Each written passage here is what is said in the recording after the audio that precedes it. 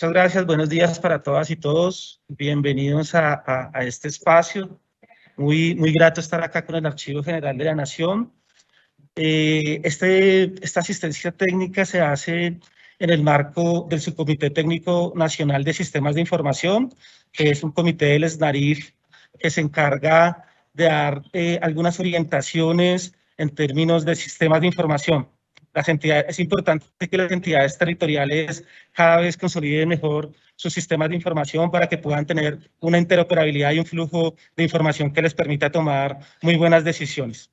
Dentro de ese subcomité tenemos una acción que venimos trabajando hace más de un año, donde las entidades territoriales, tanto gobernaciones como alcaldías, a través de unos instrumentos que se llaman los planes operativos de sistemas de información, han identificado unas necesidades que tienen en torno a los sistemas de información.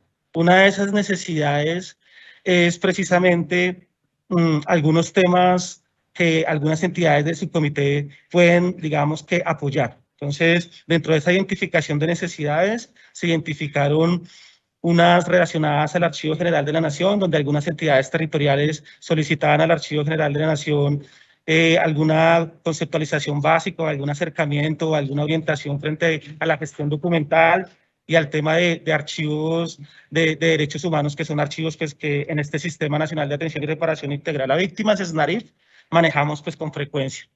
Entonces, agradecer hicimos una convocatoria amplia, seguramente se van a seguir conectando asistentes.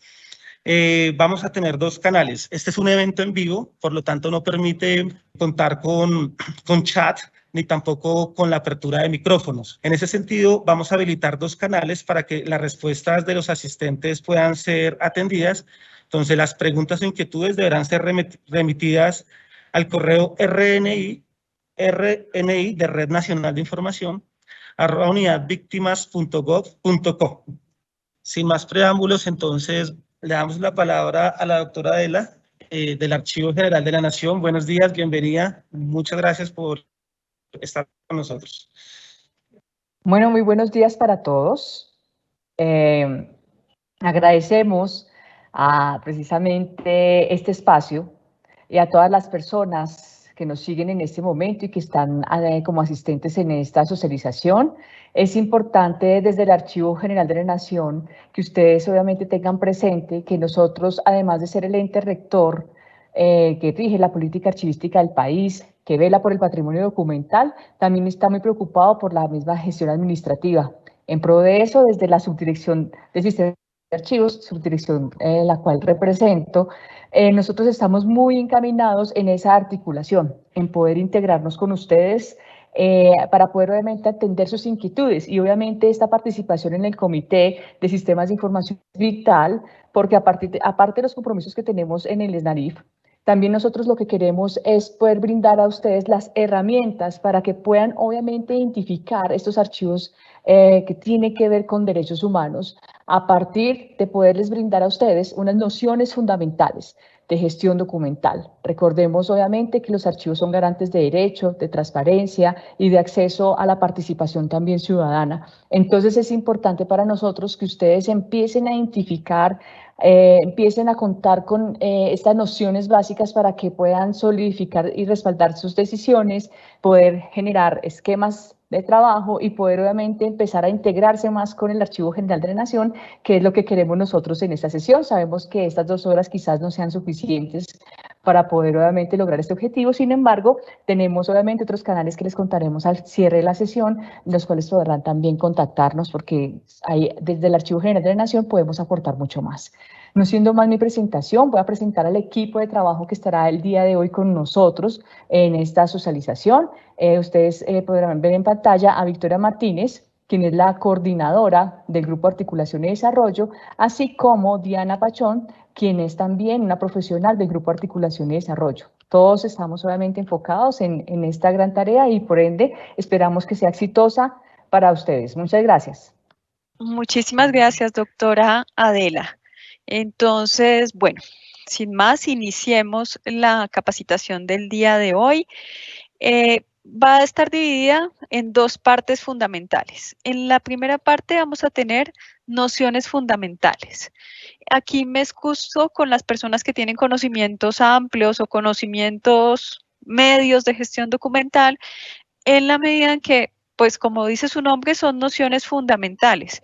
Por eso nos devolveremos al principio, nos iremos hasta qué es un documento de archivo, qué es un archivo.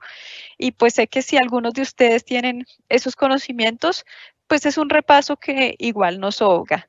En la segunda parte nos detendremos específicamente en los archivos de derechos humanos, memoria histórica y conflicto armado, porque nos parece un tema particularmente relevante en el contexto de este subcomité. Sabemos, como lo decía Helman al inicio, que casi todos los que pertenecemos a este subcomité, que tenemos alguna, que les manifestamos nuestras necesidades al subcomité, pues generamos este tipo de documentos. Entonces, muy importante que ustedes en cada una de sus entidades puedan identificarlos. La primera pregunta que nos surge cuando nos acercamos a este tema es, bueno, ¿qué es un archivo? Hay distintas definiciones de archivo, pero yo quiero que miremos una que está en el acuerdo AGN 027 de 2006. Y aprovecho para hacer una cuña sobre este acuerdo. Cuando ustedes tengan dudas de definiciones, pueden ir a este acuerdo que se las aclarará, que les dará cada una de estas definiciones. Diana, ¿qué tipo de definiciones encontramos en este acuerdo 027 de 2006?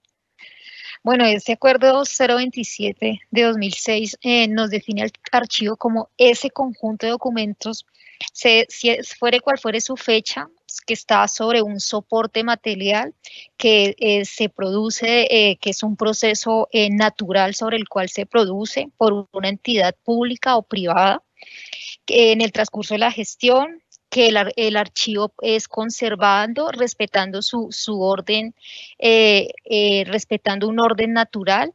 Un archivo sirve como testimonio de una información de una persona o la institución que lo produce. Los archivos sirven como fuentes de historia. También se puede entender como el archivo como esa institución que conserva documentos o ese espacio donde se conservan los documentos. Puede ser un servicio administrativo, puede ser la información y sirven pues para la investigación y la cultura. Eso a grandes rasgos es lo que lo define el acuerdo 027 del 2006. Muchísimas gracias, Diana. Entonces vemos acá dos definiciones en cuanto al conjunto de documentos y también la institución. En este caso nos interesa sobre todo la primera, conjunto de documentos, y están subrayados una serie de elementos. Entonces, importante, puede ser de cualquier fecha, nos dice sea cual fuere, fecha, forma y soporte material. Eso lo tenemos que tener muy presente, porque a veces hay personas que dicen, no, el archivo son documentos, conjunto de documentos, pero solo en papel. No, no, cualquiera que sea su soporte. Pueden estar en electrónico, pueden estar en un disco compacto, pueden ser fotografías, entonces, independiente de su soporte. Y acá nos subraya acumulados en el proceso natural por una persona o entidad pública o privada. O sea, ustedes como personas naturales, yo también, tenemos archivos. ¿Quién no guarda? Bueno, hay gente que no, pero en general uno tiene su registro civil, tiene su cédula de ciudadanía, tiene los diplomas, entonces su diploma de muchas veces de colegio o de universidad, sus certificados laborales. Si uno está pagando un apartamento, entonces todos los recibos de pago de su crédito, si uno vive en arriendo, entonces también va guardando esos recibos recientes del apartamento, los recibos de servicios públicos, entonces todos vamos conformando archivos. Y tanto las personas naturales como las entidades, las públicas y las privadas. Más adelante volveremos sobre este tema. Aquí quiero nuevamente aprovechar para decir, cuando ustedes tengan dudas conceptuales, pueden ir a este acuerdo y ahí las van a ir resolviendo. Y eso es importante, pues, en la medida en que esto es sobre nociones fundamentales y si ustedes no tienen conocimientos amplios, esa será una fuente pues muy importante de consulta. Valga notar que en la página del Archivo General de la Nación hay muchos recursos a su disposición. Entonces van a encontrar por un lado toda la normativa que nosotros expedimos, pero también van a encontrar guías, van a encontrar instructivos, manuales que les pueden ser de mucha utilidad. Bueno, entonces nos vamos a la segunda pregunta. ¿Qué es un documento? Y en documento es clave que tengamos estas tres cosas presentes. El documento es una información en un soporte a través de un medio. Entonces, una información en un soporte a través de un medio. Ahí recuerdo que nosotros hacíamos capacitaciones con grupos étnicos. Viajábamos al Cauca con los NASAs y entonces ellos nos decían, bueno, y nosotros tenemos unos glifos, tenemos información sobre piedras. Tenemos muchas, tenemos toda nuestra historia, está precisamente en estas piedras. ¿Eso es un documento? Entonces uno se va, información en un soporte a través de un medio. Claro que es un documento. Surge otra pregunta, ¿será un documento de archivo? Esa es otra discusión. ¿Pero qué es un documento? Esos petroglifos son documentos porque son información en un soporte a través de un medio que no son usuales para nosotros, bueno, pero son un documento. La definición oficial, información registrada, cualquiera que sea su forma o el medio utilizado. Ahí queda más claro que, por ejemplo, un petroglifo sería un documento. Luego vamos a volver sobre ese tema. ¿Se acuerdan que nos dice cualquiera que sea su forma, medio utilizado, cualquiera que sea su soporte? Entonces, aquí estamos viendo distintos soportes y aprovecho para decirles que piensen si en sus entidades tienen este tipo de soportes. ¿Por qué les recomiendo que piensen en ese tipo de soportes? Porque suelen ser los más olvidados. Muchas veces no están ni en los inventarios, no los consideran en las tablas de retención, en las tablas de valoración. Es como si esos no fueran documentos de archivo. Los tratan como, sí, esa cosa que ni sabemos qué contiene, porque muchas veces ya no se cuenta con el aparato para reproducirlas. Entonces, es algo que nadie ni siquiera sabe qué contiene. Muy importante que ustedes, una de las cosas que tienen que fijarse después de terminar esta capacitación es si en su oficina cuentan con este tipo de soportes y qué información contienen esos soportes, porque efectivamente ahí podrían haber documentos. Valga la claridad. Entonces, muchas veces tenemos, por ejemplo, CDs que están en blanco, que nunca han sido utilizados. Pues si nunca ha sido utilizado, ahí no hay un documento. Ahí tenemos simplemente un soporte que no tiene información, porque lo clave aquí es información en cualquier soporte o medio. Nos vamos con la definición de documento de archivo. Y aquí nos devolvemos a la historia del petroglifo. Entonces yo les decía, bueno, ¿es un documento? Sí. ¿Será un documento de archivo?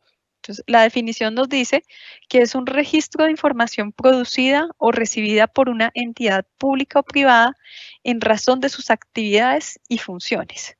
Ya mirando esta definición, entonces, por ejemplo, no nos entraría estos petroglifos dentro de la denominación de documentos de archivo y ni siquiera porque estén sobre piedra, ¿no? El punto no es su soporte, el punto es que muchos de esos petroglifos pues se devuelven en el tiempo hasta, no sabemos hasta cuándo, bastante lejos, no se sabe en razón a qué se produjo, no tienen un lazo con una entidad, bien sea pública, con una entidad privada, son más un tipo de la historia, tienen que ver más con la historia que con una entidad en particular, incluso aunque pensáramos que esa entidad fuera el cabildo, un cabildo indígena. Entonces, no se trataría de documentos de archivo, pero aquí vuelvo e insisto, no se trata porque estén en una piedra, no se trata tanto por el soporte, sino porque no tienen el lazo con una entidad pública o privada y no están producidos o recibidos en razón a sus actividades o funciones. Me gustaría que hiciéramos un pequeño ejercicio con Menti. Habíamos pensado enviarles el enlace, pero no está habilitado el chat, entonces les vamos a dar un código. Ustedes deben entrar a esta página www.menti.com. Ya les indico cuál es el código que van a usar. 3289-4668. Diana, ¿me puedes confirmar que están viendo mi página? Sí, Victoria, lo estamos viendo. Código 32894668. Ingresan a menti.com. ¿Nos devuelves a la dirección, porfa, María Victoria? Sí, la dirección es www.menti.com. Vale, hasta el momento tenemos 5 personas que se han unido. Les recordamos el código 32894668. Diana, ¿nos confirmas cuántas personas están siguiendo la transmisión para saber más o menos cuántas debemos esperar en el Menti? Yo veo acá 81 asistentes. Sí, tenemos 81, esperemos que al menos se una la mitad, 40. Entonces, les recordamos, acá está arriba, www.menti.com, código 32894668. Bueno, todavía estamos esperando que se unan las últimas 5 personas e iniciamos el ejercicio. Todavía no hemos compartido la pregunta porque es en el momento en el que estén todos los concursantes. Les recordamos www.menti.com, código 32894668. Invitamos a todas las entidades territoriales y todos los asistentes que nos acompañan a conectarse a través de sus dispositivos, ya sea en el celular, en el computador, entrando a menti.com con el código 328-946-68. Y ahí ya vamos a poder todos acceder a esta dinámica interactiva. Muchas gracias. Victoria, veo muchas figuritas allí en lo que nos estás presentando. ¿Cuántas personas se han conectado para esta actividad que planeaste? Pues todavía no me sale el número, yo también veo bastantes figuritas, diría que tenemos unas 30 personas y pues iniciemos entonces. Listo, la pregunta es, ¿un disco compacto es un documento? Esa es la pregunta, muy sencilla. ¿Un disco compacto es un documento?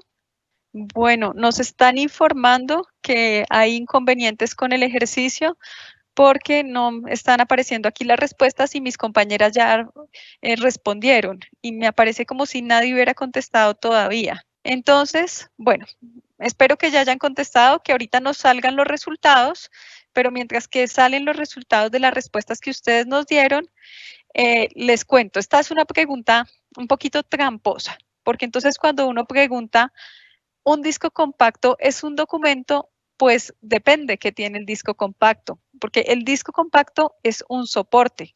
Es un soporte, pero ustedes saben que cuando uno va y lo compra en la papelería, pues no es un documento, no contiene ningún documento, está en blanco. Se vuelve un documento su contenido. Su contenido es el que es un documento y el disco compacto sirve de soporte a ese contenido. Entonces aquí la respuesta sería, pues un disco compacto no es un documento, pero puede contener documentos. Por eso les digo que es una pregunta tramposa. Pero para eso tendríamos pues que mirar qué contiene el disco compacto. Y si les hiciera una pregunta más tramposa, si el disco compacto tiene, digamos que sí, tiene documentos. Si yo les preguntara, ¿tiene documentos de archivo? Pues tendríamos que ver qué tipo de documentos tiene. Y recuerden, para saber si un documento es un documento de archivo, lo clave es la conexión con las funciones de la entidad o de la persona natural, persona jurídica que lo produce o lo recibe. Si hay esa conexión con las funciones, entonces ahí ya no estaríamos hablando solamente de un documento, sino que ya podríamos empezar a presumir que es un documento de archivo. Bueno, Diana, entonces cuéntanos. ¿Tú qué contestaste en esta pregunta? Yo contesté que no, precisamente por lo que acabas de decir, todo depende. O sea, existe ahí el depende cuando o no es un documento de archivo, un soporte como un CD. Sí, señora. Por ejemplo, acá me volví a nuestra presentación. Entonces tenemos diferentes tipos de soportes. Por ejemplo, acá en este primero, no sé si pueden ver mi cursor, en este segundo, vemos que hay un documento conexo, vemos que tiene como unas etiquetas, vemos que tiene unas anotaciones, pues uno podría presumir que ahí hay un documento, que en ese disco hay un documento, pero tendríamos que reproducirlo para saber si efectivamente sí o no, porque ustedes también saben que con el tiempo, los deterioros, si las condiciones de conservación no son adecuadas, pues eso podría haberse deteriorado y ya únicamente quedarnos estos documentos conexos y no tener ya la grabación que podríamos presumir que estaba acá. Entonces, muy importante, estos son soportes, el disco compacto es un soporte, los cassettes son soportes, los discos de carrete abierto son soportes, y esos soportes pueden o no contener información y contener documentos.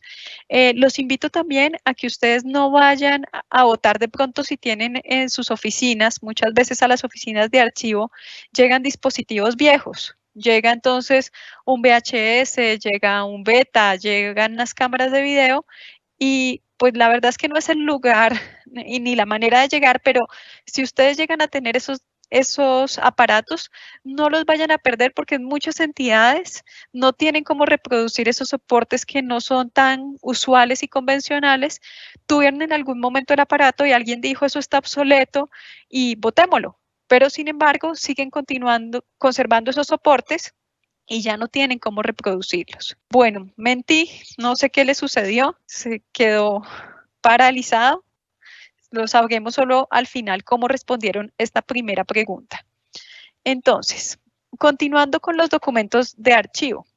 Aquí vemos como algunos de los elementos que suelen contener los documentos de archivo. Entonces, lo que hemos resaltado, una información registrada. Entonces, aquí efectivamente tenemos una información registrada.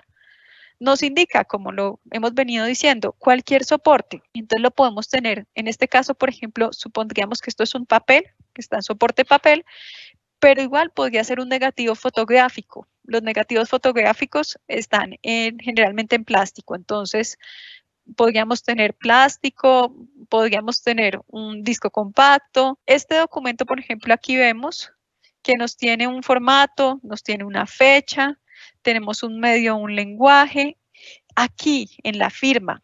Entonces vemos uno de los elementos fundamentales para decir que es un documento de archivo, recibido o expedido en ejercicio de funciones y se conserva para prueba, testimonio y continuidad de la gestión. Diana, aquí me gustaría que nos contaras entonces, ¿cuál es esa diferencia fundamental entre los documentos en general y los documentos de archivo en particular? Bueno, el documento de archivo, como ya lo has indicado en el transcurso de la exposición que has estado haciendo, es aquel que responde y está ligado a unas funciones, a una misión que tiene las entidades, responde a esas funciones y a esa dinámica de las organizaciones o de las entidades. Siempre va a responder, va a ser el producto de los trámites, de las funciones que tiene la entidad, que tiene cada una de las áreas. Por eso allí tú colocas esta definición que estamos viendo en este momento, documento de archivo,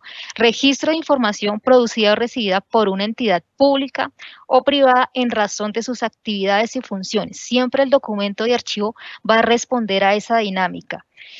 La razón de sus actividades y de sus funciones. Esa es la parte esencial del documento de archivo, a diferencia de cualquier otro documento o información que se reciba. Yo aprovecho para hacerte una pregunta. Yo recuerdo que hace unos años en las entidades era muy usual que yo, María Victoria Martínez, funcionaria del Archivo General, no quisiera que en mi casa vieran mi extracto bancario, que de pronto me fueran a abrir el extracto y yo decía, mándenmelo a la oficina. Y llegaba a la oficina, lo recibían y esto es para X funcionaria. Ahí estaríamos hablando de un documento de archivo. Estamos hablando de un documento de archivo, pero el documento de archivo personal de María Victoria, porque no está respondiendo. O sea, puede llegar a la entidad, pero no lo recibimos o producimos en razón de nuestras actividades o funciones. Es un documento de archivo, pero del archivo personal María Victoria en este caso. Perfecto, listo. Esta era otra pregunta que íbamos a tener en nuestra actividad de Menti, pero entonces ya Diana nos lo aclaró porque también es una pregunta que tiene su trampita. Entonces, ¿será documento de archivo? Pues definitivamente del archivo general no. Mío, porque no tiene nada que ver con las actividades o funciones de archivo general y esto se puede reemplazar como por cualquier entidad, no tiene que ver con esas actividades. Entonces, continuando con nuestra presentación, vamos a ir a otros dos conceptos fundamentales que son claves dentro de la archivística, el principio de procedencia y el principio de orden original. Entonces, principio de procedencia. Se trata de un principio fundamental de la teoría archivística por el cual se establece que los documentos producidos por una institución y sus dependencias no deben mezclarse con los de otras. Aquí vemos el ejemplo, entonces, nuestro organigrama, archivo general, y nos dice, estos documentos que el archivo general produce o que tramita en razón de sus funciones, no se van a mezclar con los de otras entidades. Entonces, no es como, no, yo junto con lo de presidencia o con lo, no. Entonces, Departamento Administrativo de Presidencia, eso será un fondo, Archivo General de la Nación, será otro fondo y esos documentos no se deben mezclar. Pero eso funciona también cuando lo vemos más en pequeño. Entonces, por ejemplo, ustedes ven acá, Subdirección de Gestión del Patrimonio Documental. Ahí tenemos la subdirección y tenemos otras subdirecciones como Subdirección de Tecnologías de la Información Archivística y Documento Electrónico. Los documentos de esta subdirección no se deben mezclar con los de esta subdirección. A eso hace referencia este principio de procedencia. Diana, ¿tú quisieras agregar algo sobre principio de procedencia? No, Victoria, ha sido muy clara tu explicación, o sea, es sencillo. Principio de procedencia es de dónde se producen los documentos a razón de sus funciones, por lo tanto, no debe mezclarse ni con otras entidades ni con otras áreas. Entonces ya está claro cómo lo define. Subdirección de Patrimonio tiene unas funciones, unas actividades, unos trámites que resuelve. Subdirección de Documento Electrónico también. Entonces cada una en su razón de ser produce una información, unos documentos que no deben mezclarse, independiente que pertenezcan a esa misma estructura orgánica que nos estás presentando. ¿Por qué? Porque sencillamente responden a unas funciones, a unos trámites diferentes. Bueno, yo sé que ustedes se pueden preguntar cosas como, listo, yo hago parte de una entidad del orden municipal y mi entidad tiene este archivo central. Para archivo histórico, nosotros transferimos al archivo general del municipio, ¿cierto? Una entidad del orden municipal, entonces transfiere hacia archivo general. ¿Se mezclarán acaso allá los documentos? La respuesta es que no. La respuesta es esta entidad, entonces se conforma un fondo donde está el archivo histórico de esa entidad y aunque reciba ese archivo histórico del municipio de otras entidades, pues nunca se van a mezclar por este principio de procedencia. Entonces habrán distintos fondos. Habrá el fondo de la alcaldía, habrá el fondo del consejo, habrá el fondo de esta entidad que también es del orden municipal, que hace sus transferencias a archivo histórico, pero no se van a mezclar por principio de procedencia. Ese es el de peras con manzanas, que no se mezclan peras con manzanas. Y el principio de orden original. Se trata de un principio fundamental de la teoría archivística por el cual se establece que la disposición física de los documentos debe respetar la secuencia de los trámites. Y aquí vemos el ejemplo de un expediente de la oficina jurídica. Entonces, un contrato. Tenemos el contrato de prestación de servicios del señor Rafael González y nos muestran, vamos organizando secuencialmente. Entonces, el trámite dio inicio con un documento de enero 22, luego se adjuntó uno de febrero 15, junio 2, octubre 25, noviembre 18. Entonces, primero va a estar el documento más antiguo, el último va a ser el más reciente. Lo vamos a leer, cuando cojamos el expediente va a ser como un libro, una novela.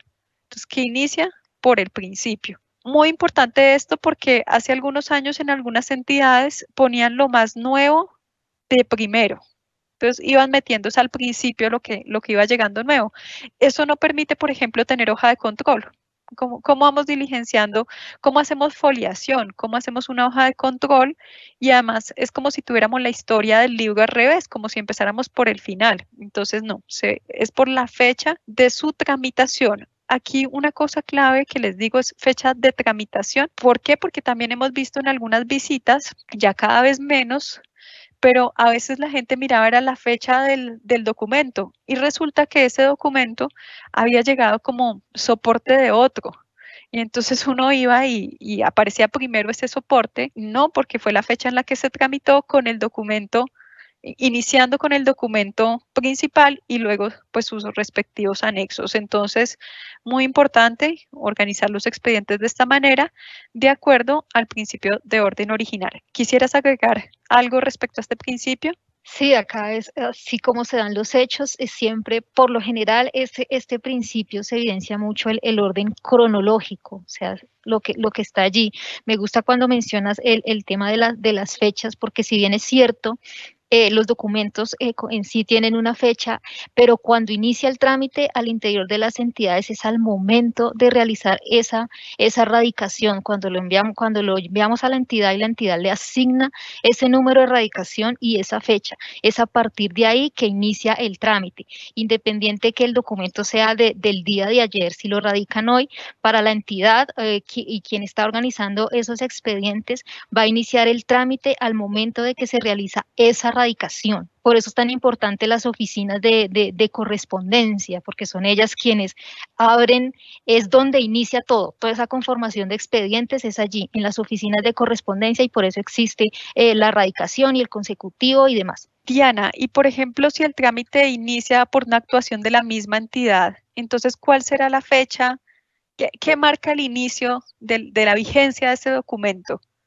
La actuación de la entidad, o sea, un ejemplo, en un contrato.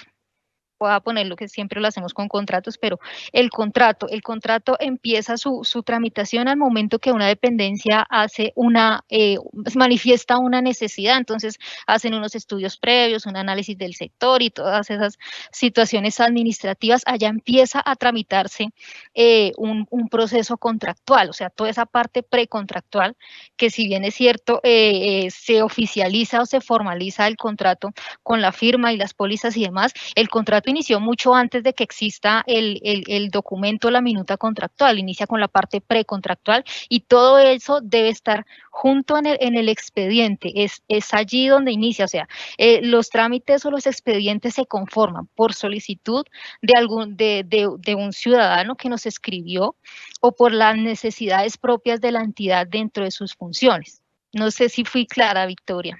Sí, mucho. Muchas gracias por precisar entonces en qué consiste este principio de orden original.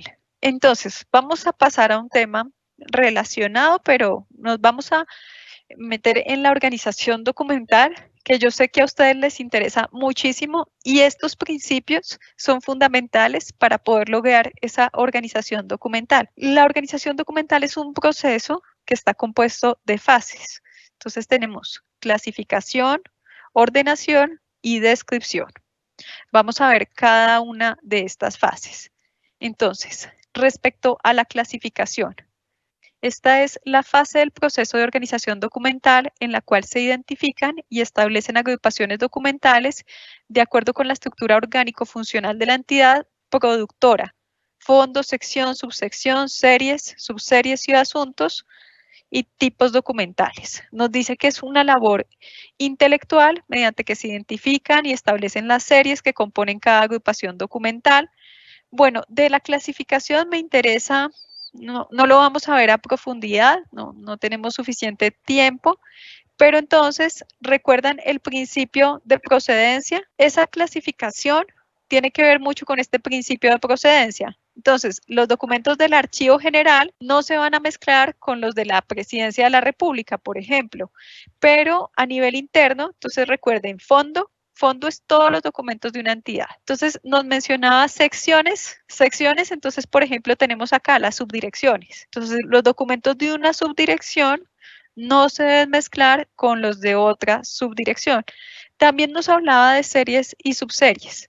Bueno, no nos alcanza el tiempo para explicar qué consisten como las series, las subseries, mirarlo en detalle, pero como lo mencionaba nuestra subdirectora al inicio, nosotros hacia el final, hacia las antecitos de las 11 de la mañana, pues les contaremos cómo podemos profundizar en todos estos conceptos, porque nosotros, por ejemplo, de Fundamentos Básicos de Gestión Documental, tenemos cursos autogestionables gratuitos en línea de 40 horas. Entonces, si ustedes desean profundizar en estas temáticas, pueden inscribirse en los momentos en los que están abiertos los cursos para esas actividades y son gratuitas, como les mencionaba, y se certifican. Entonces, miremos la ordenación documental. Es la fase del proceso de organización documental que consiste en establecer secuencias dentro de las agrupaciones documentales definidas en la fase de clasificación. Yo ya en clasificación, entonces separé,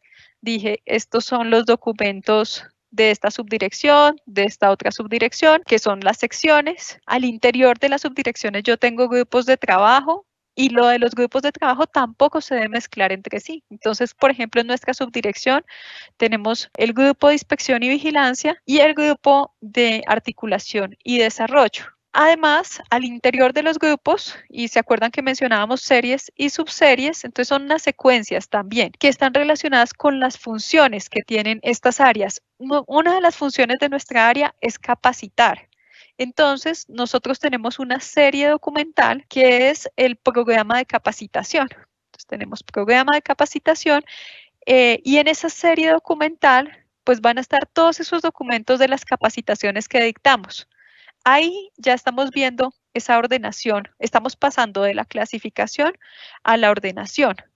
Entonces tenemos esta serie documental de capacitaciones, de programa de capacitación, pero entonces luego en nuestros expedientes, siguiendo principio de orden original, pues tendremos que organizarlos. Entonces, por ejemplo, en esa serie nosotros inicio del año, entonces es enero. Lo primero que tenemos que hacer es definir cómo va a ser nuestro programa de capacitaciones. Tenemos que tener un calendario, tenemos que definir, bueno, yo voy a hacer tantas capacitaciones en febrero, en marzo, en abril. Como les contaba, tenemos unos cursos, entonces también hay que hacer toda esa planeación. Entonces, el curso de gestión documental lo vamos a abrir en esta fecha, en esta fecha, en esta fecha. Esta es la fecha de cierre, la de inscripciones. Hacemos toda esa planeación. Entonces, ese expediente nos va a iniciar por esa planeación. Y pues luego tendremos entonces todas las evidencias de la ejecución de ese programa de capacitaciones. Ahí ya estaríamos, entonces, en la ordenación del expediente y, como lo pueden ver, clave el principio de orden original. Diana, ¿quisieras agregar algo más? Esa ordenación pues va a depender y va a garantizar esa completitud del expediente y la integridad también del mismo, cómo se dan esos hechos, y debe ser el reflejo de las funciones y de los trámites que adelantan cada una de las áreas o grupos de trabajo, como ya lo mencionaste. Y ya una vez tenemos ordenados los expedientes, recuerden, documento más antiguo primero, documento más reciente de último. Entonces, bueno, y mientras que si nosotros tenemos nuestro expediente y vamos incorporando, igual tenemos que ir haciendo la foliación. No solo es cuando se termina, cuando vamos a hacer la transferencia a archivo central, sino mientras que el documento está en gestión, nosotros tenemos que ir haciendo la foliación. ¿Qué es la foliación? Entonces, en la cara recta, en la parte de adelante de la hoja, le vamos a poner el número en la parte superior derecha, dependiendo de la orientación. Entonces, por ejemplo, esta orientación vertical, el número va acá. En orientación horizontal va a ir acá. Solo un folio es una hoja, entonces solo por cada hoja. A veces nos preguntan, bueno, ¿y si yo tengo un CD, yo lo tengo que foliar? Esa es una pregunta habitual. Cuéntanos, Diana, ¿cuál es la respuesta? ¿Yo tengo que foliar un CD? No, en el entendido que, como lo acabas de decir, folio es una hoja. Un CD es un soporte diferente al papel, entonces no se debe foliar. No sé si más adelante vamos a abordar el tema de inventarios, entonces allí vamos a hablar sobre estos soportes especiales que encontramos dentro de nuestros expedientes, pero en principio, foliación va orientada a folios, hojas. Entonces, la foliación siempre se va a hacer al soporte papel. Perfecto. Hay personas que a veces hacen no foliación, sino paginación. Es decir, marcan por un lado 1 de la hoja y por el otro lado de la hoja 2. No, como es foliación, es por cada hoja un número, no 2 números por cada hoja. Entonces, como lo ven acá en el ejemplo. Recuerdan que veíamos, bueno, que la organización tiene 3 fases: clasificación, ordenación y descripción. Entonces, vámonos a la descripción. La descripción es la fase del proceso de organización documental que consiste en el análisis de los documentos de archivo y de sus agrupaciones, cuyos resultados son los instrumentos de descripción y de consulta, como catálogos, índices e inventarios. Aquí tenemos inventario en rojito, Diana ya lo iba adelantando. Los inventarios son fundamentales. En la mayoría de archivos de gestión, archivo central, no tenemos catálogos, no tenemos índices, eso se hace en archivos históricos generalmente, pero lo que sí tenemos que tener son los inventarios documentales, fundamentales porque esos, por un lado, a todos nos ha pasado en algún momento de nuestro desempeño profesional que uno dice, ¿y ese documento dónde está? Y si uno no tiene un inventario que le diga y que lo oriente, pues cuánto tiempo no se pierde en esa búsqueda sin saber si está o no está. Y además, por ejemplo, en el caso de archivos de derechos humanos es aún más delicado. ¿Cuántas veces no? Pues se puede perder un documento y si uno no tiene el inventario, pues ni se entera que se perdió. Entonces, fundamental contar con los inventarios. Vamos a ver muy rápidamente el ciclo vital del documento. Entonces veíamos, normalmente se suele hablar que es archivo de gestión, archivo central, archivo histórico. En archivo de gestión tenemos aquellos documentos que estamos tramitando. En archivo central, aquellos que han sido objeto de transferencia primaria y archivo histórico, los que han sido objeto de transferencia secundaria. Ustedes seguramente se preguntarán, muchos lo saben, ¿y yo cómo sé que debo transferir? ¿Cuándo debo hacer la transferencia primaria y cuándo se debe hacer la transferencia secundaria? Para eso hay un instrumento archivístico, que son las tablas de retención documental. Por eso nosotros como Archivo General insistimos tanto en ese instrumento, es el que nos dice cuándo se hace esa transferencia primaria, que como les digo es de archivo de gestión, archivo central, y la secundaria de archivo central, archivo histórico. Muchas veces hay entidades que uno les pregunta, ¿usted ha hecho transferencias recientemente? Sí, claro que sí, pero ¿cómo las ha hecho si usted no tiene tablas de retención? No, pues yo mandé unos expedientes de hace años a archivo central. Decimos, no, pues eso será un trasteo, eso será, pero eso realmente no es una transferencia, porque no se cumplieron las formalidades para que esa transferencia pueda darse. En una transferencia, una de las cosas fundamentales es que se transfiere la responsabilidad de la custodia. Y ustedes saben, para yo poder transferir la responsabilidad de la custodia, pues tengo que entregar los documentos con los inventarios, cumpliendo unos tiempos de retención. Se deben cumplir una serie de requisitos para que realmente se pueda hacer la transferencia de la custodia. Entonces, realmente si se diera un proceso disciplinario, por ejemplo, era no, pues es que se perdieron unos documentos de derechos humanos delicadísimos y el funcionario dice, no, pero yo lo transferí a archivo central. No, pero usted no cuenta, o sea, no se cumplieron los requisitos para la transferencia. El archivo central le estaba prestando un espacio. Básicamente, la responsabilidad sigue siendo suya y tendría que seguir respondiendo. Entonces, es muy importante que ustedes, si son de gestión documental de sus entidades, entonces se pongan a trabajar en estas TRD para poder contar con ellas, elaborarlas, aprobarlas, convalidarlas e implementarlas. Y si son de otras áreas, pues que ustedes pregunten con gestión documental, bueno, tenemos TRD, la podemos implementar, y si no, pues ¿para cuándo? Porque mientras que no hayan esas TRDs, no se podrán hacer esas transferencias. Diana, ¿tú quisieras contarnos algo más sobre estas transferencias? No, complementar un poco lo que dices, Victoria, sí, que a veces como que se delega esa responsabilidad frente a la tabla de retención a los grupos de gestión documental, pero sin embargo lo que mencionas es importante. Si yo como del área, en este caso el grupo de articulación y desarrollo al cual pertenecemos, evidenciamos que, pues, que nuestra tabla de retención documental no se ajusta a esa realidad y a esa producción documental, podemos dirigirnos a esa oficina de gestión documental a plantear plantear eso. Mira, tenemos la tabla, pero no se ajusta a nuestra realidad. Podemos actualizar y así trabajar de manera articulada. No solamente es gestión documental allí haciendo tablas de retención y demás, sino que entre todos se construye. Entonces, si se ven esas debilidades que de pronto la TRD en la entidad no se ajusta a aquello que se está produciendo, es ir allá a gestión documental, sentarse, mesas de trabajo y revisarla, y no esperar al final, cuando ya se vaya a hacer la transferencia, que tenemos una serie de archivos, de expedientes que dentro de la tabla de retención nunca ha estado, pero se vienen produciendo. Entonces es trabajar de manera articulada, de oficializar esas transferencias documentales primarias o secundarias bajo el inventario documental, bajo las actas de transferencia. No es como tú lo dices, no, si yo entregué allí al archivo central y allá pues ellos responden. No, todo es de manera oficial y articulado bajo ese instrumento archivístico, tabla de retención documental. Sí, y otra cosa que tú mencionas y que me parece importante resaltar es esa importancia como de esas sinergias y de que todos nos hagamos responsables de los archivos.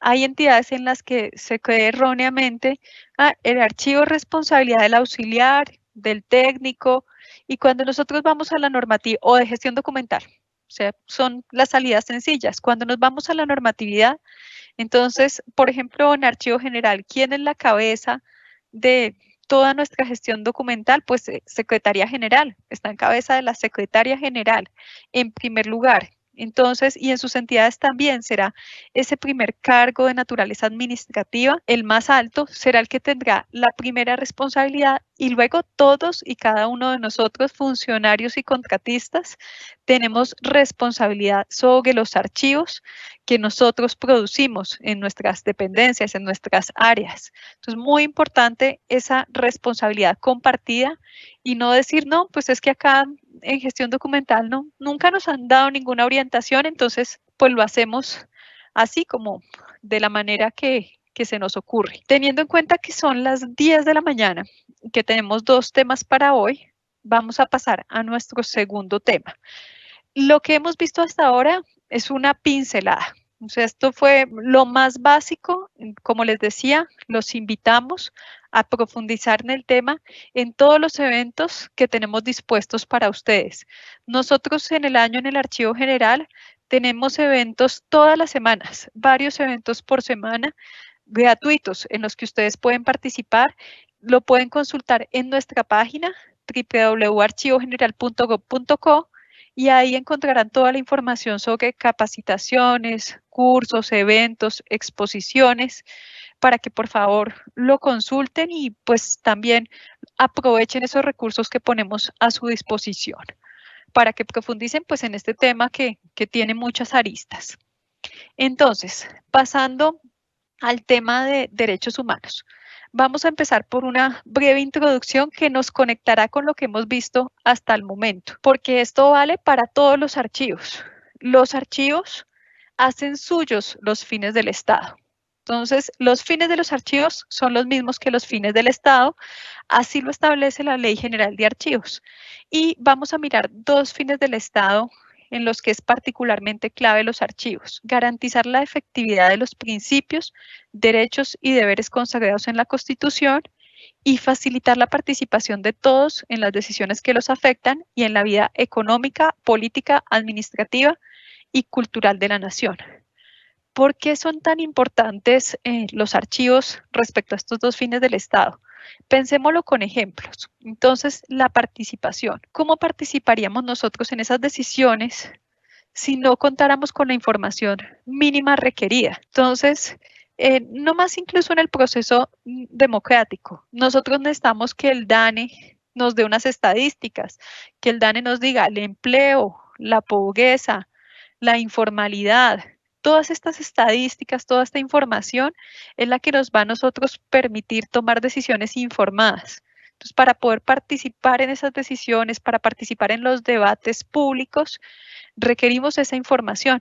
Por eso hay tantas discusiones cuando hay cierto secretismo en las decisiones que está tomando alguna rama del poder público. Entonces, cuando hay mucho secretismo, la gente dice, ¿pero qué están ocultando? ¿Por qué no podemos saber? Entonces, muy importante que los documentos públicos sean públicos. valga la redundancia, para que podamos participar en esas decisiones. Y viendo el otro fin que estamos resaltando, garantizar la efectividad de los principios, derechos y deberes consagrados en la Constitución. Diana, por ejemplo, si yo quisiera en determinado momento acceder a mi derecho a pensión, que es el ejemplo que solemos poner, ¿yo qué requiero para acceder a ese derecho una vez yo obviamente cumpla los requisitos? Es importante que aquellas entidades donde tú hayas tenido algún vínculo laboral, María Victoria, exista tu expediente historia laboral con todos los documentos pues, que allí reposan. Es importantísimo la existencia del expediente de historia laboral de María Victoria. Ustedes de pronto han escuchado a sus familiares, amigos, gente decir, se me perdieron unas semanas. No encuentro unas semanas. Es que yo no coticé, no aparece que coticé esas semanas. Sobre todo antes, ahora afortunadamente la gestión documental está mucho más organizada, pero por ejemplo la generación de mis tíos, de mis papás, era una conversación usual de no me aparecen esas semanas. Cuando yo era niña me parecía raro, pero ¿cómo se le pierden a unas semanas? ¿Y unas semanas de qué o por qué? Pues no, resulta que habían cotizado, estaban vinculados a una entidad y por algún motivo eso no se reflejaba en el expediente que tenía el Seguro Social, o bueno, era el Seguro Social en ese momento, no se reflejaba y entonces tenían que ir a la entidad y decir, venga, Universidad del Quindío, yo estaba laborando con ustedes en este periodo de tiempo y yo aquí tengo un hueco de 32 semanas que no me aparece cotización. Y entonces se iban y, ay, su historia laboral, no, sí o no. Entonces el que sí, bueno, ahí está. Y se solucionó facilísimo. En el caso de que no, y si era privada, y si se iba complicando cada vez más la historia. Entonces aquí vemos cómo los documentos son claves para poder hacer efectivos principios, derechos y deberes consagrados en la Constitución. Aquí estamos hablando de cosas en general, todavía no hemos hablado de víctimas ni los derechos específicos de las víctimas. Para reiterar esto, tenemos sentencias de la Corte Constitucional, varias, pero vamos a mencionar únicamente esta, donde habla específicamente de la conexión entre los archivos y los derechos. Entonces nos dice, los archivos suponen no solo la correcta organización de los documentos que se producen en el ejercicio estatal, sino que implican la posibilidad de ejercer derechos tan diversos como el acceso a la información y el goce efectivo de prestaciones sociales, entre otros. Entonces, ustedes en sus entidades, cuando estén conformando estos expedientes, los archivos, piénselo de ese modo. No solo es como algo que se guarda como porque alguien dijo que tengo que guardarlo, sino que ahí pueden estar los derechos de otras personas, pueden estar en juego y por eso no lo tenemos que tomar tan en serio. Y más cuando, por ejemplo, somos entidades que atendemos víctimas o que tenemos relación con las víctimas. No lo dice la Ley 1448 de 2011, la Ley de Víctimas y Restitución de Tierras, y ya entramos plenamente en materia de archivos de derechos humanos. Esta ley, y ya antes la Ley 975 de 2005, nos decían que las víctimas, además de todos los derechos que tenemos los ciudadanos, tienen unos derechos en particular. Tienen derecho a la verdad, a la justicia, a la reparación. Ese derecho a la reparación, además, implica una serie de medidas que propendan por la satisfacción.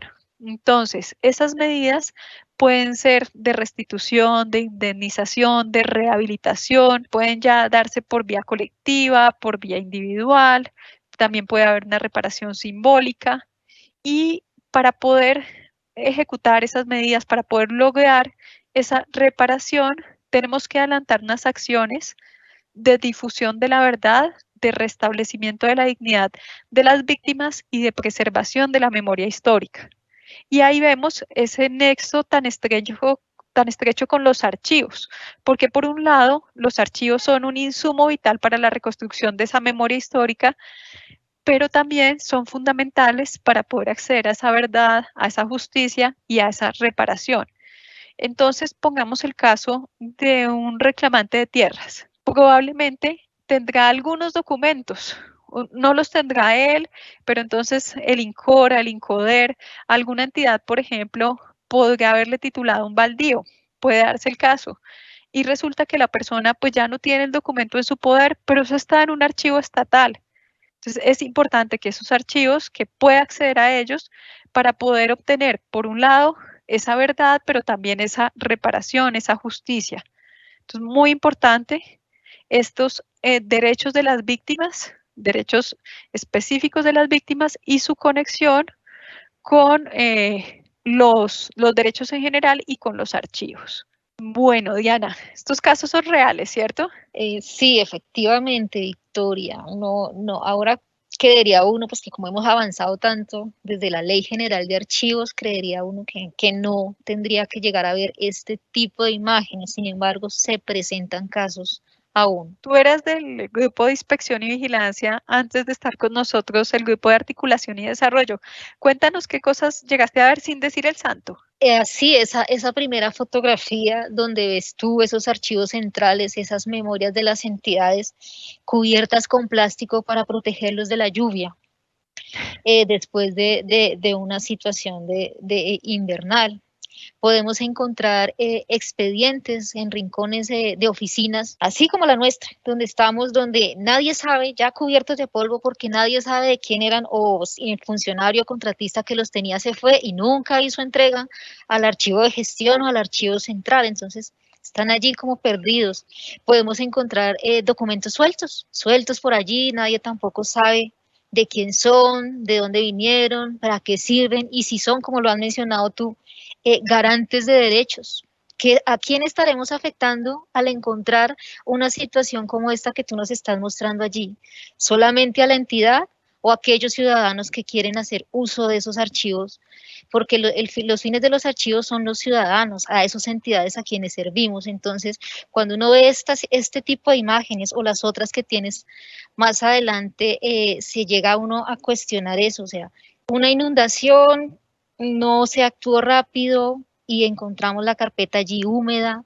Uno se encuentra con situaciones realmente lamentables y que se pudieron prever, se pudieron prevenir o se pudo actuar antes de que esto pasara. Simplemente pues no fueron escuchadas las advertencias o hicieron caso pero omiso. Entonces, ¿a quién afecta esta situación? ¿Solo a la entidad o a nuestros ciudadanos? Es la pregunta que yo me hago. Sí, esta pregunta es importantísima, porque a veces pensar como que a nadie. Hay gente que dice no, o si no a la entidad, que es como este ser abstracto. Pero cuando uno piensa que los documentos son garantes de derechos, pues ahí realmente uno está perjudicando a esos ciudadanos que requerían de estos archivos para poder ejercer sus derechos. Y si lo pensamos en el caso de las víctimas, pues las víctimas ya han visto vulnerados sus derechos de distinta manera. Y además de eso, también desde nuestro quehacer vamos a generar un daño adicional.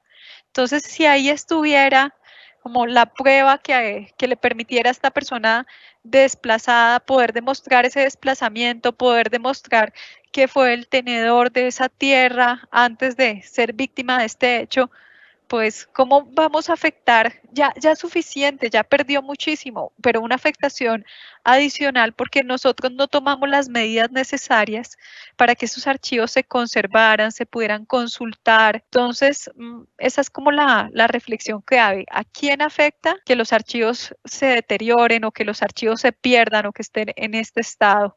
Aquí vemos unos que no, digamos, no es después de una emergencia, no, sino que unos archivos, como decía Diana, pues por ahí que nadie seguramente ni siquiera sabe qué es lo que está, además sin ninguna protección, como acumulando polvo, pueden haber animales, pueden haber ratas, no lo sabemos. La gente no sabe qué hay ahí, no se están tomando sus medidas para su conservación. Si dependiera, por ejemplo, y tuviera que ver con ustedes, si fueran las semanas que les faltan para poder gozar de su derecho a pensión, pues daría mucha rabia y sería muy injusto que estuvieran de ese modo y que no pudiéramos acceder a esa información que es pública y que las entidades tienen la obligación de conservarla de la manera adecuada. Todo, como lo hablamos con Diana, son fotos reales, en su mayoría tomadas por el grupo de inspección y vigilancia. Una salvedad que nunca, Soga, a veces nos preguntan si en esos archivos que se identifican como derechos humanos, en esos expedientes, en esos documentos que se identifican como derechos humanos, no aplica la Ley General de Archivos o es que tenemos que hacer algo diferente y aquí la misma Ley de Víctimas no lo dice, se aplicará la Ley General de Archivos. Entonces, Ley General de Archivos y sus desarrollos. Entonces, toda la normatividad archivística se aplicará para estos documentos que se identifiquen como derechos humanos, memoria histórica y conflicto armado. ¿Qué sucede? Aparte de lo general, yo tengo que tomar unas medidas en particular. Esas medidas son las que vamos a ver un poquito más adelante, pero antes de entrar en esas medidas adicionales que tenemos que tomar, vamos a ver cómo identificamos estos archivos, estos expedientes, estos documentos de derechos humanos, memoria histórica y conflicto armado. Para eso les recomiendo consultar la normatividad que nos da como esas claridades. No los voy a llenar de normatividades, ese no es el objetivo de esta capacitación introductoria, pero sí les voy a invitar a que consulten este documento en particular. El protocolo de gestión documental de los archivos referidos a las graves y manifiestas violaciones a los derechos humanos e infracciones al derecho internacional humanitario ocurridas con ocasión del conflicto armado interno. Bueno, entonces este protocolo es muy importante en la medida en que nos explica cuáles son esos criterios para identificar los archivos de derechos humanos, memoria histórica y conflicto armado. Quiero simplemente recordarles que como todos los documentos de archivo, pueden estar en cualquier soporte esos dos documentos de derechos humanos. Veíamos muy rápidamente los distintos soportes en los que pueden estar estos archivos, estos documentos, expedientes de derechos humanos, pero yo quiero que vayamos a las definiciones. Esa definición de archivos de derechos humanos es una definición que viene desde los estándares internacionales, que luego se acogió en la norma nacional y que se desarrolló en el protocolo. No nos vamos a detener en esas definiciones, pero sí quería que supieran como de dónde vienen y que la primera que aparece en la norma nacional es muy general porque nos dice que en sentido amplio, nos dice los archivos de derechos humanos corresponden a documentos que en sentido amplio se refieren a violaciones e infracciones. Bueno, ese en sentido amplio, en una definición ustedes saben que es algo muy complicado porque una definición lo que busca es precisar y cuando la definición nos dice que en sentido amplio, pues en cierta medida renuncia como a esa vocación de definición, de ponernos límites. El protocolo lo que hizo fue precisar a qué se refería esa expresión en sentido amplio. Por eso van a ver que es una definición un poco extensa, pero vale la pena que la leamos. Diana, ¿tú nos podrías ayudar leyéndola, porfa? Los archivos de derechos humanos de memoria histórica y conflicto armado comprenden las agrupaciones documentales de diversas fechas y soportes materiales, reunidas o preservadas por personas, comunidades, entidades públicas y privadas del orden nacional e internacional, cuyos documentos testimonian y contribuyen a caracterizar las graves violaciones de los derechos humanos, las infracciones al derecho internacional humanitario y hechos relativos al conflicto armado, así como sus contextos. Vale, Diana. Entonces, esta definición tiene varios elementos importantes. La primera, que nos dice algo que hemos venido hablando en otros momentos. Pueden estar en distintos soportes, como los veíamos, pueden estar en un CD, en un disquete, pueden estar en un disco abierto, de carrete abierto. Entonces, independientemente del soporte, me interesa la información y qué contiene esa información. También nos dice que diversas fechas. Aquí, pues, algunos de ustedes conocen muy bien la ley de víctimas y dirán, entonces, ¿a partir de qué año haremos esa identificación de archivos de derechos humanos? De 1985 hacia el presente únicamente, y el protocolo nos lo precisa un poco más adelante y nos dice que todo el desarrollo del conflicto armado.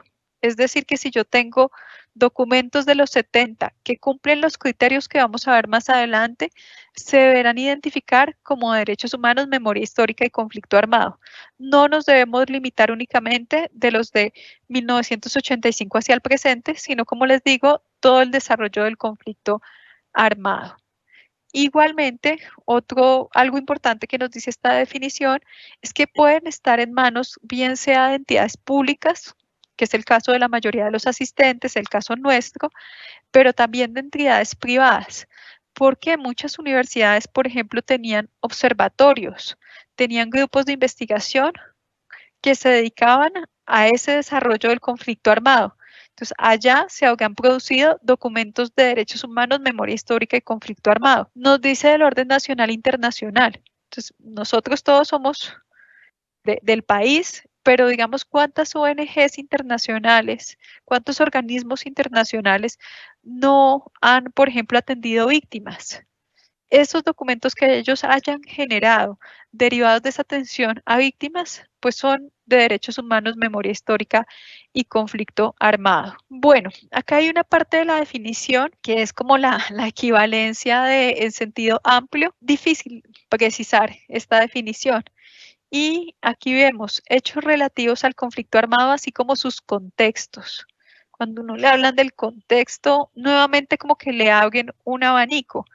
Para poder precisar a qué se refiere con sus contextos, pues se dieron unos criterios para hacer esa identificación de archivos de derechos humanos. Entonces, hay un criterio misional, un criterio de contexto y temporalidad histórica y unos criterios temáticos. Yo quiero que miremos detenidamente el criterio misional para entidades del Estado y los criterios temáticos. Que es muy importante que ustedes sepan que no están solos como entidad si deciden hacer la identificación de archivos de derechos humanos. Si ustedes después de esta capacitación dicen, venga, acá en nuestra entidad no hemos hecho todavía esto, es una tarea que tenemos pendiente y que pues tenemos que emprender lo antes posible. Pueden contar con el apoyo nuestro, nos pueden enviar esa solicitud para esa identificación a contacto@archivogeneral.gov.co y también pueden comunicarse con el Centro Nacional de Memoria Histórica.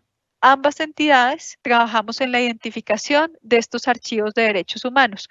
El Centro de Memoria Histórica tiene en su cabeza el Registro Especial de Archivos de Derechos Humanos. Para hacer ese registro, obviamente hay que hacer la identificación. Si ustedes requieren, bien sea el acompañamiento del Centro Nacional de Memoria Histórica o nuestro acompañamiento, lo pueden solicitar a cualquiera de las dos entidades y se les asesora en cómo se hace esa identificación de esos archivos de derechos humanos. Aquí lo vamos a ver como rápidamente, pero pues ya saben, si les queda esa inquietud, pueden comunicarse con nosotros. Les decía que nos vamos a detener en dos: criterio misional para entidades del Estado y criterios temáticos. En este criterio misional es muy importante que ustedes tengan el manual de funciones de su entidad y de las dependencias y que vayan revisando ese manual de funciones, un checklist, y entonces digan, mire, esta área atiende víctimas, esta otra área también, esta también. Tenemos 3 áreas que atienden víctimas, pues esas 3 áreas necesariamente en atención a esa función relativa a las víctimas, pues producirán archivos de derechos humanos, memoria histórica y conflicto armado. Ustedes ahí ya podrán decir, mire, con certeza, en estas 3 áreas vamos a tener ese tipo de documentos. Lo mismo que miren si algún área tiene funciones relativas a exigibilidad y garantía de los derechos a la verdad, la justicia, la reparación y garantías de no repetición. En muchas alcaldías, por ejemplo, han creado áreas de memoria histórica. Entonces, hacen un centro municipal de memoria histórica, por ejemplo.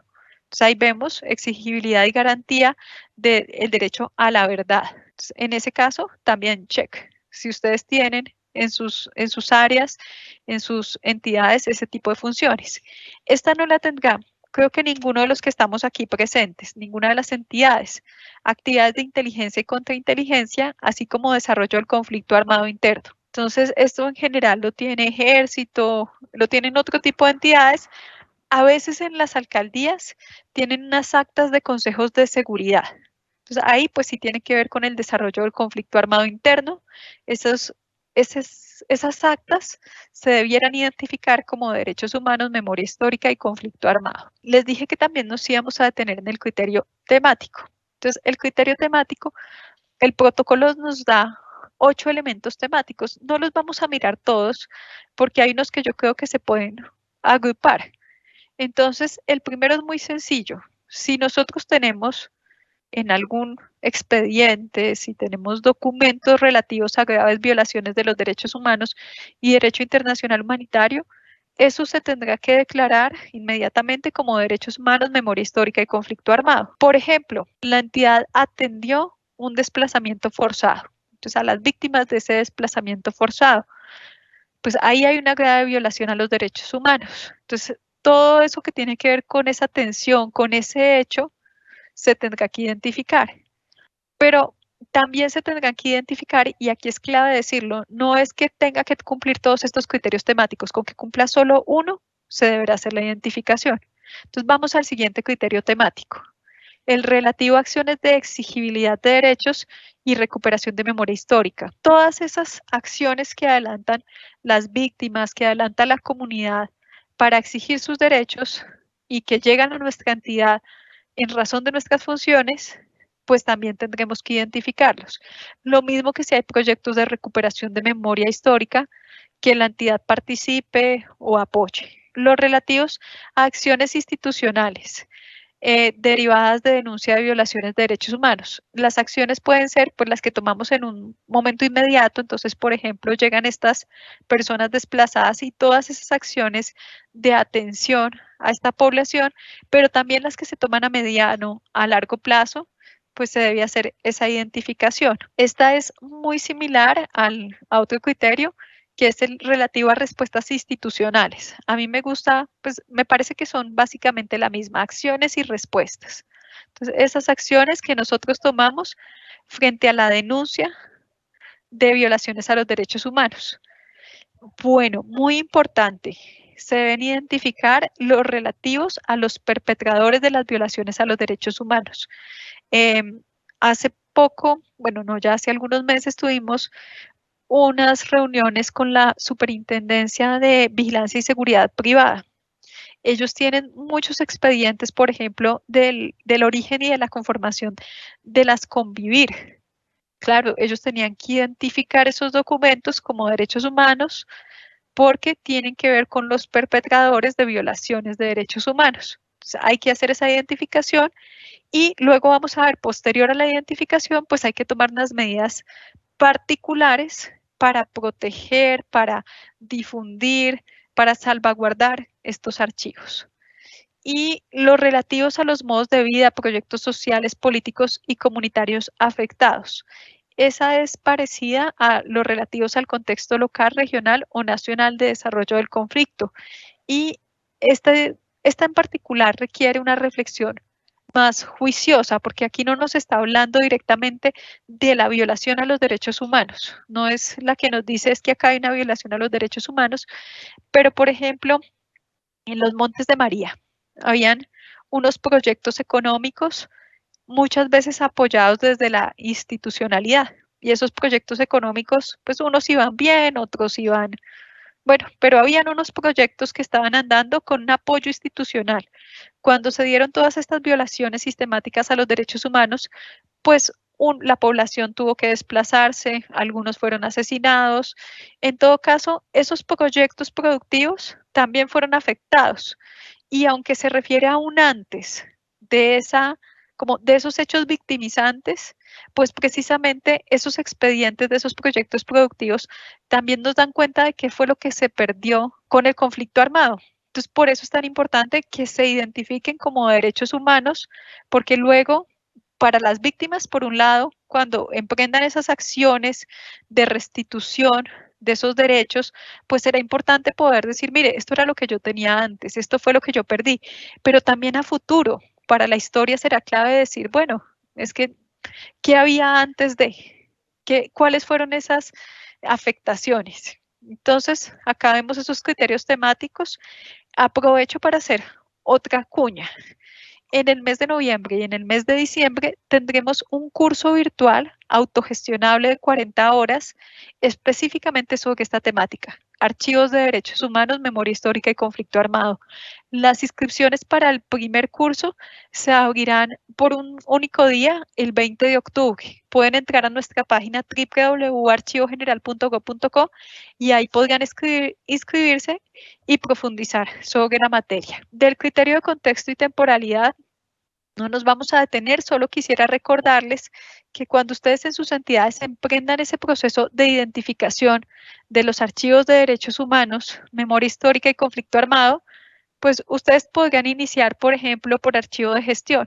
Irán, vamos a ver con estos criterios temáticos y con estos criterios misionales, si en X área tenemos expedientes, documentos de derechos humanos, memoria histórica y conflicto armado, y digamos que es un primer momento de la identificación, pero como les decía, tenemos que identificarlos en todo el desarrollo del conflicto armado.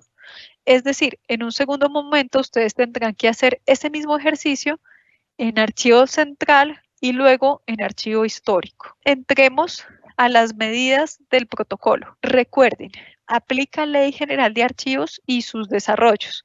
Estas son las medidas adicionales que se deben tomar respecto a esos archivos. Entonces, vamos a ver medidas generales. Aquí estamos en una medida general, es capacitar sobre el protocolo. Entonces, esa capacitación es parte de las medidas. Ya tomamos la primera medida de estas que incluye el protocolo. Una de las más difíciles, los recursos. Entonces, hay que destinar recursos para poder hacer esa identificación de archivos de derechos humanos. No siempre destinar recursos es destinar dinero en efectivo. Muchas veces recursos es poder decir a los funcionarios, la mañana de hoy la vamos a usar en esa identificación. Y tenemos el apoyo del centro y el apoyo de el archivo general que nos están acompañando también esta mañana y vamos a hacer esa identificación. Entonces, a eso se pueden referir recursos, pero es pues de lo más difícil. Bueno, la planeación, el poder decir como les estaba contando, a veces no podemos tomar todas las medidas de un día para otro, pero entonces sí podemos decir, bueno, en este año vamos a hacer la identificación de los documentos de derechos humanos. En los primeros 4 meses del año lo vamos a hacer en archivos de gestión. En los siguientes 4 en archivo central y en los siguientes 4 en histórico, por ponerles un ejemplo.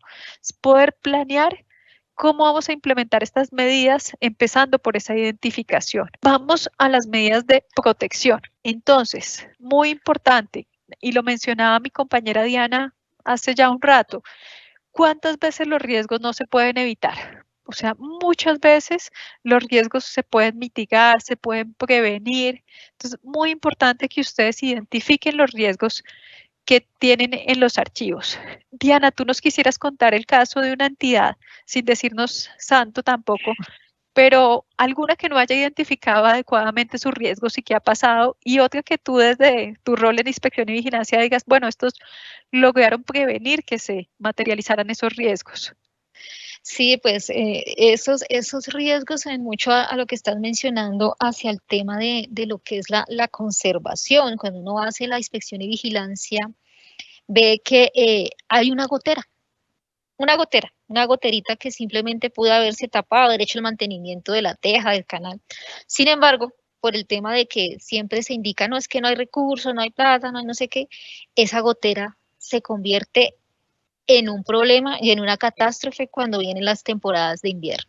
Es hacia la parte de conservación. Se puede prevenir la pérdida de los expedientes también organizándolos, clasificándolos e inventariándolos. Sin embargo, como lo mencionabas tú al principio, no, foliamos, organizamos e inventariamos solamente para hacer la transferencia. Pero ocurre una eventualidad como esa que sufrimos el año pasado, no recuerdo, con el tema de los que algunas entidades, algunas alcaldías sufrieron incendios. Eso no se podía prevenir, que ocurriera esa situación. Sin embargo, si tuviéramos inventarios documentales, expedientes organizados y demás, tendríamos el control de la magnitud y qué se perdió. Eso sí se puede prevenir. Entonces, siempre está esas cosas que no se materialicen esos riesgos. Los riesgos siempre van a existir por factores humanos, factores naturales, todos los factores, pero siempre hay una posibilidad de prevenir o de trasladar esos riesgos. Bueno, y tú mencionas algo muy importante y volviendo al tema de los inventarios. Cuando yo tengo que empezar el proceso de reconstrucción de expedientes después de que hay pues esta pérdida, si yo no tengo, si ni siquiera sé qué fue lo que yo perdí, ¿por dónde inicio?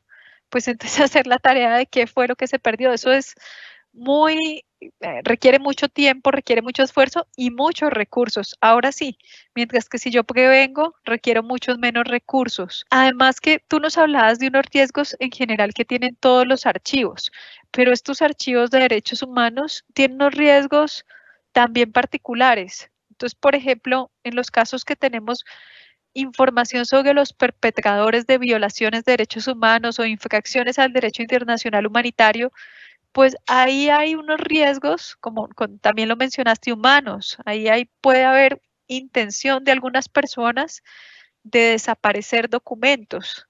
Y pues si nosotros ni siquiera tenemos un inventario, no está foliado, estamos dejando la tarea casi hecha para que puedan desaparecer cualquier cosa y nosotros ni siquiera sin saber que eso se ha perdido. Muy importante hacer esa identificación de los riesgos en general y de esos riesgos en particular que tienen estos archivos de derechos humanos. Ustedes nos han escuchado a lo largo de la capacitación hablar del uso de los instrumentos archivísticos. Entonces, por ejemplo, a la TRD y a los inventarios les hemos hecho publicidad, pero al 100. ¿Por qué? Porque esos instrumentos, y particularmente estos dos, y la hoja de control también la hemos mencionado, son los que nos permiten tomar esas primeras medidas de protección. Entonces, como les decíamos, teniendo el inventario, al menos sabremos si algo se pierde o no. Teniendo las tablas de retención documental, las tablas de valoración, pues tendremos también un control adicional sobre esos documentos que estamos produciendo, que conservamos, pero también está, por ejemplo, el sistema integrado de conservación, clave para poder tomar esas medidas de conservación de los documentos. Aquí arribita tenemos un punto que nos habla de suspensión temporal de la eliminación. Yo no quise llenarlos de normativa porque sé que esto es introductorio y no es el objetivo, pero hay una circular, la circular 1 de 2017 del Archivo General de la Nación, que dice que mientras que no se surta el proceso de identificación de archivos de derechos humanos, no se podría hacer eliminación, incluso aunque la tabla ya nos dé los tiempos para hacer la eliminación de las series que tengan esa disposición final. Entonces, muy clave que ustedes tengan como esa anotación mental, que hasta que no se haga identificación de archivos de derechos humanos, no se puede hacer eliminación, aunque se cumplan todas las demás condiciones para hacerlo. Bueno, vamos a las medidas de valoración. Y aquí volvemos a repetir. Actualización de instrumentos archivísticos, particularmente tablas de retención documental. ¿Por qué? Lo vamos a ver brevemente. No lo dice la misma Ley de Víctimas y Restitución de Tierras. Esos archivos, esos documentos, expedientes que se identifiquen como de derechos humanos, memoria histórica y conflicto armado, no se podrán eliminar. O sea, no podrán tener disposición final, eliminación. Se deben conservar totalmente porque se consideran históricos. Tienen un valor para la historia.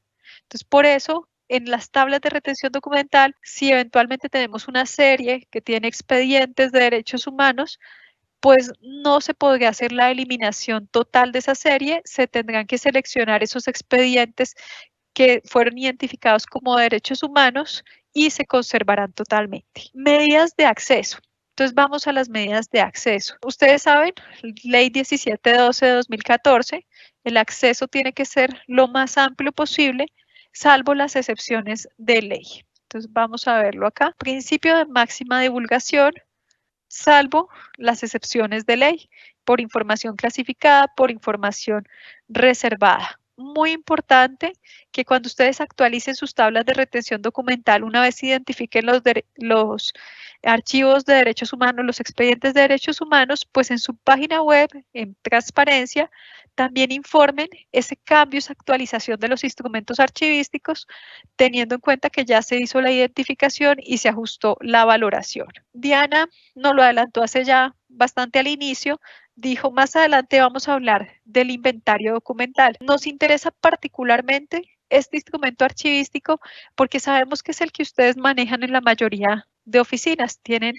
ese formato único de inventario documental que expidió el Archivo General y lo van diligenciando. Ahí ustedes pueden hacer esa identificación de los archivos de derechos humanos, memoria histórica y conflicto armado. Este es el formato único de inventario documental. lo encuentran en el acuerdo 042 de 2002 y él viene con un instructivo. Diana, muy al principio tú nos decías que, bueno, ¿qué pasa con los CDs? Me acuerdo que estábamos hablando del tema de los discos compactos y el inventario. Bueno, acá este formato de inventario documental regulado por el acuerdo 042 es esa herramienta que nos va a permitir describir de manera exacta y detallada cada uno de esos expedientes o carpetas que tenemos en nuestras dependencias, en nuestras entidades.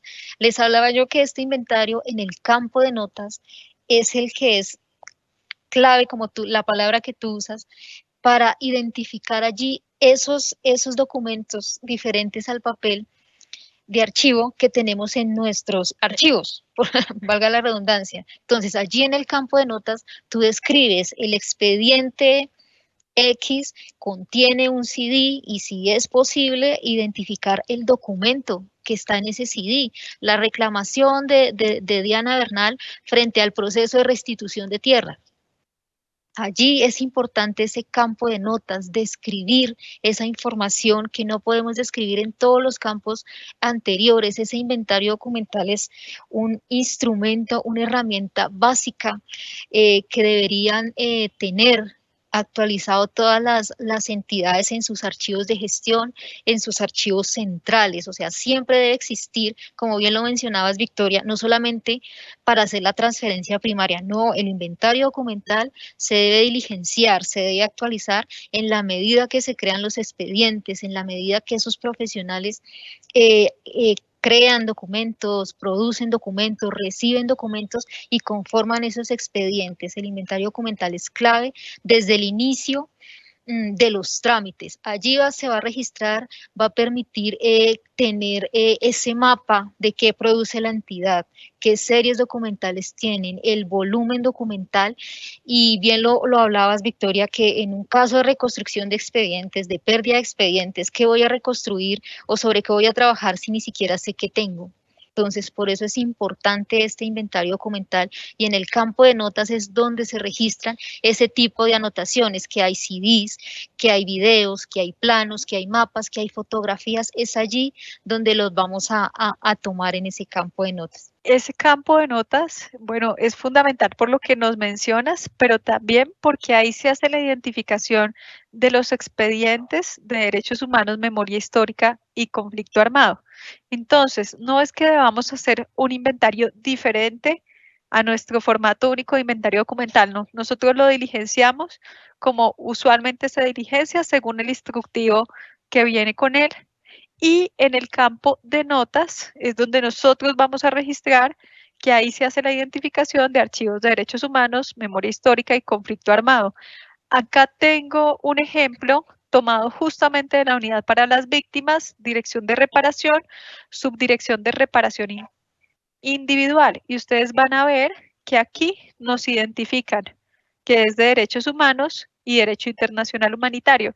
Puede ser una nota muy sencilla, puede ser notas genéricas como estas, pero lo importante es que nos permita decir, bueno, entonces, esto de mapa de riesgos, esto de resoluciones de indemnizaciones, pues son documentos de derechos humanos, memoria histórica y conflicto armado, y que uno luego se vaya a sus tablas de retención documental y que estas series y subseries pues tengan una valoración conforme a esa información de derechos humanos que contienen, es decir, que tengan una disposición final que garantice la conservación total de esos documentos identificados como derechos humanos, memoria histórica y conflicto armado.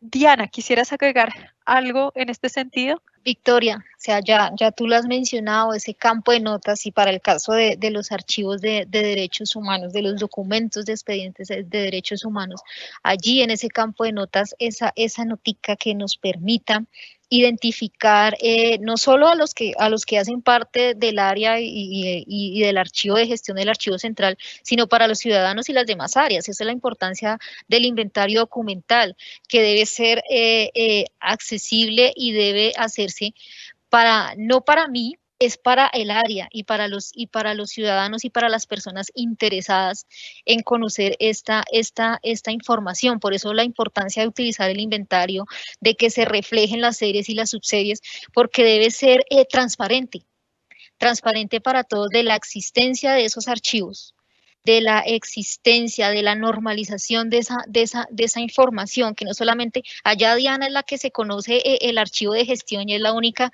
que sabe qué es lo que hay porque lo tiene en su cabeza. No, lo importante del inventario documental es eso, que la gente sepa qué tenemos, la gente, los usuarios, los profesionales, que existen en los archivos de gestión, que existen en los archivos centrales. Por eso es el inventario, por eso está estandarizado y por eso la importancia del campo de notas y los demás campos que en él hacemos referencia. Muchísimas gracias, Diana. Entonces, ya para concluir, hoy que vimos unos conceptos básicos, muy importante, pues que a ustedes les haya quedado claro qué es un documento de archivo, en qué consiste el principio de orden original, en qué consiste el principio de, Diana, de procedencia a orden original, cuáles son las fases del proceso de organización documental y, bueno, ya en la segunda parte, muy importante que hayan quedado claros los criterios para la identificación de archivos de derechos humanos y las medidas que se deben tomar. Y de tarea, muy importante que ustedes miren si en su entidad se ha avanzado con esta identificación de archivos de derechos humanos. Si no se ha avanzado, entonces pónganse en contacto con nosotros, porque nosotros podemos apoyarlos en ese proceso. Para cerrar, entonces, quiero darle la palabra a la doctora Adela Díaz, nuestra subdirectora del Sistema Nacional de Archivos. Bueno, gracias Victoria y gracias a Diana, que se han encargado de hacer esta socialización. Creo que estuvo buenísima. Creo que la socialización tiene un contexto súper interesante, sobre todo no solo por la parte teórica o técnica, sino sobre la importancia que bien tienen los archivos, precisamente, y el impacto que tienen obviamente en todos nuestros contextos. Entonces, desde la Subdirección del Sistema Nacional de Archivos estamos enfocados en aunar esfuerzos, en articularlos, en escucharlos y en decirles que pueden contar con nosotros para cualquier inquietud, temática o referencia que tiene que ver en esta materia. Realmente nosotros desde el Sistema Nacional lo que queremos es aportarles y brindarles herramientas que permitan precisamente lograr las cosas. Esto sí se puede hacer, tenemos casos de éxito, tenemos obviamente experiencias bastante importantes desde todas las regiones y desde el país, por eso los invitamos a contactarse con nosotros, precisamente a nuestros correos electrónicos, específicamente a contacto@archivogeneral.gov.co, que es nuestro canal oficial de atención. Sin embargo, también estamos aquí a través desde el Grupo de Articulación y Desarrollo, desde la Subdirección del Sistema Nacional de Archivos, atentos a escucharlos y a escucharlas, porque es importante tener en cuenta su participación, su voz cuenta, su inquietud cuenta, pero también cuenta su compromiso y el compromiso que tienen todas las entidades. Entonces, por esta razón, agradecemos este espacio a este subcomité de sistemas de información, obviamente, que los convoca y los esperamos en una nueva oportunidad con más temáticas y más referencias en materia de gestión documental en pro del fortalecimiento de la política de archivos y de gestión documental del país. Muchas gracias a todos por su asistencia y esperamos obviamente verlos entonces en un nuevo escenario. Muchas gracias. Sí, gracias. Muy amable doctora Adela del Pilar Díaz, subdirectora del Sistema Nacional de Archivos, a María Victoria Martínez, a Diana Pachón. Muchas gracias porque a pesar de que estos conocimientos hay veces son tan técnicos, ¿cierto? Tan especializados, tan complejos, ustedes nos lo hicieron ver de una forma muy sencilla, muy comprensible. Entonces, pues felicitarlas y agradecerles de verdad esta gran presentación.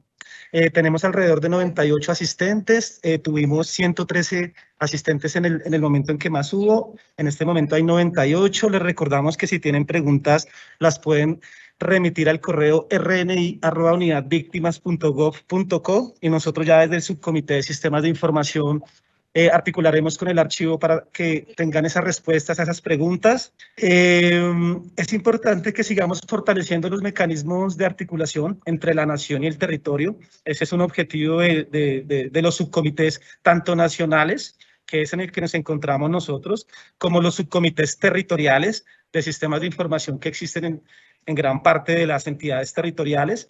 Es importante que se sigan haciendo esos ejercicios POSI para que podamos identificar esas necesidades de tanto temáticas, tanto en temas de interoperabilidad, en temas de equipos también, ¿cierto? Todas esas necesidades que se tengan desde las entidades territoriales, es necesario que contemos con esos mecanismos de articulación entre la nación y el territorio, como fue este espacio. Lo seguiremos haciendo en el marco del subcomité. Hemos identificado un gran número de necesidades y los estaremos entonces convocando a la siguiente asistencia técnica con otra entidad de la nación de la cual ustedes nos han solicitado conocer más todo el tema que manejan en torno a la información, a la misionalidad que manejan, algunos temas específicos que se requieren conocer en el territorio. Agradecerles entonces la asistencia y los estaremos convocando a una próxima sesión. Muchas gracias a las conferencistas. Nos vemos en el subcomité. Para las personas del archivo, este jueves nos vemos en el subcomité y todo el apoyo desde la Red Nacional de Información a las entidades territoriales en lo que se requiera para dinamizar sus sistemas de información y poder aportar de una manera óptima a la toma de decisiones que se deben tomar en todos los órdenes, tanto territorial como nacional. Muchas gracias al Archivo General de la Nación y desearles un feliz día. Hasta luego, María Victoria, hasta luego, Diana. A todos los asistentes, muchas gracias. Muchas gracias y hasta una próxima oportunidad, Helman. Gracias, María. Muchas gracias. Hasta luego, que estén muy bien. Hasta luego, Diana.